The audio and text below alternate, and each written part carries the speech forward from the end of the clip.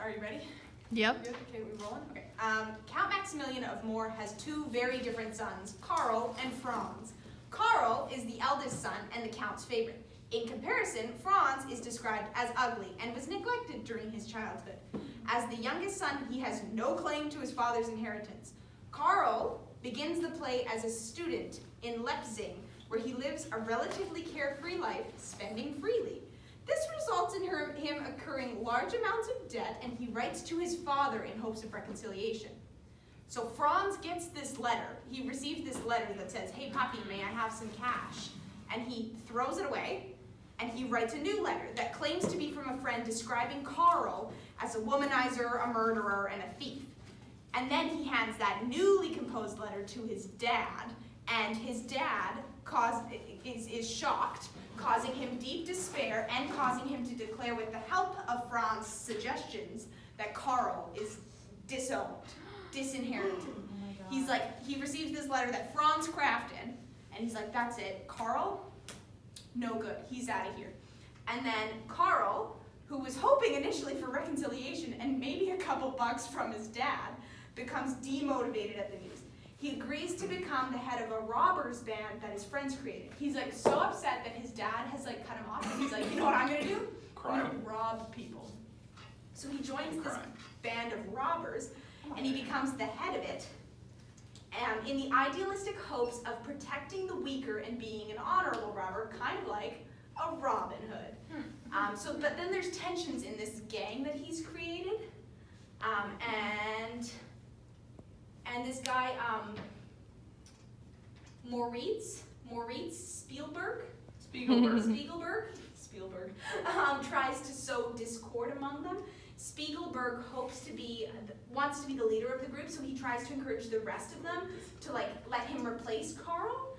But Karl is frustrated that there's so much tension in the group, so he starts to fall into this cycle of violence and injustice, which ultimately prevents him from returning to his normal life at home, because now he's actually a jerk. He joined this band in hopes of being the good guy, the Robin Hood, but now he's actually a bad robber, he's a bad guy, so he can never go home.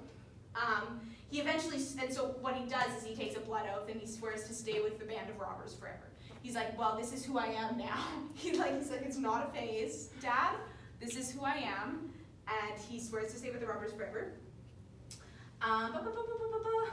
And then shortly after Karl swears to stay with the band forever, he is chatting around with some of the guys, and he's reminded of Amalia, which is his girlfriend from back at home, and he says, gosh, I wonder how she's doing. I really want to go home to see how she's doing. I love her so much.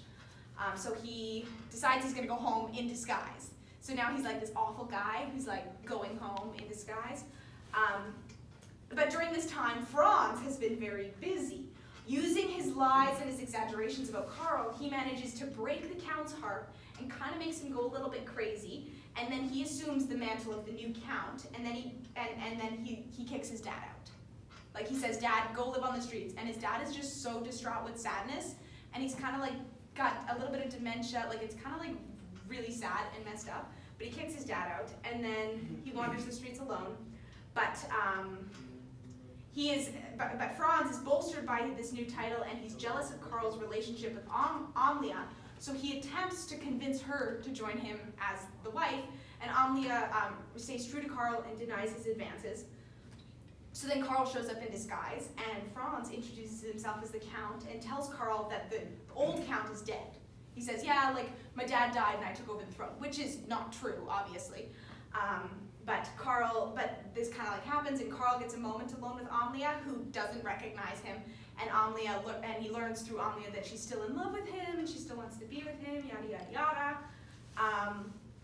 And so Karl's like, great, I got all the information I need, I'm gonna skedaddle out of here, and he leaves. And as he's leaving the castle, he runs into this crazy old man on the street. And then he's like, Dad? And the old man is like, I'm no one's dad, I'm so sad, my son broke my heart, blah, blah, blah. And Karl's like, no, you're my dad, I'm your son, I'm here. But the old man is so distraught that he doesn't really register any of this. And so Karl brings the old man back to his gang of robbers. And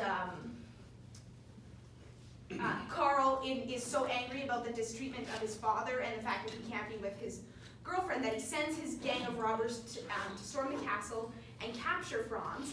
But Franz is standing inside of his castle, like kind of like watching this band of robbers approach him.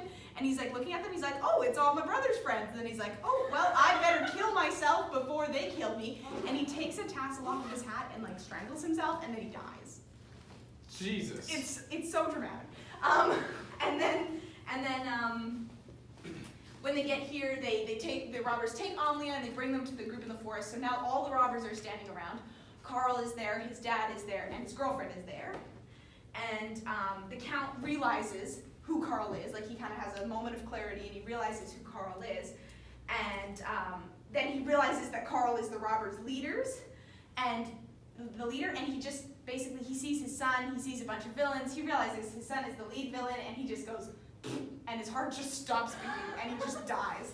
Like, he just can't handle it, and so he's dead. And then that's kind of sad because like his dad is dead. But so Carl says, you know what, this is right, my dad's right, I gotta leave this band of robbers. I'm gonna go be with you, Amelia. Like, I'm glad you still love me, I'm glad you believed me through all that.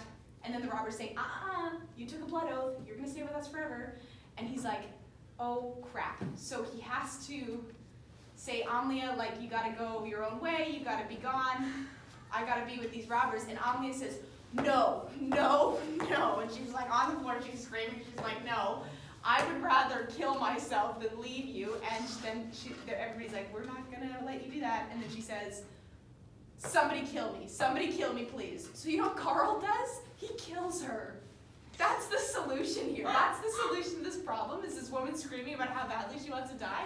Carl kills her, and then she dies, and then Carl turns himself into the authorities. And he's like, I just killed a woman. And that's the end of the play. Everybody's dead and Carl's in jail. Wow. Wow. Yeah. Is that the romantic one? Or the restoration? That's the romantic one. Yeah, Not romantic, anti-romantic. That bad first date. Don't go on a first date to see the robbers.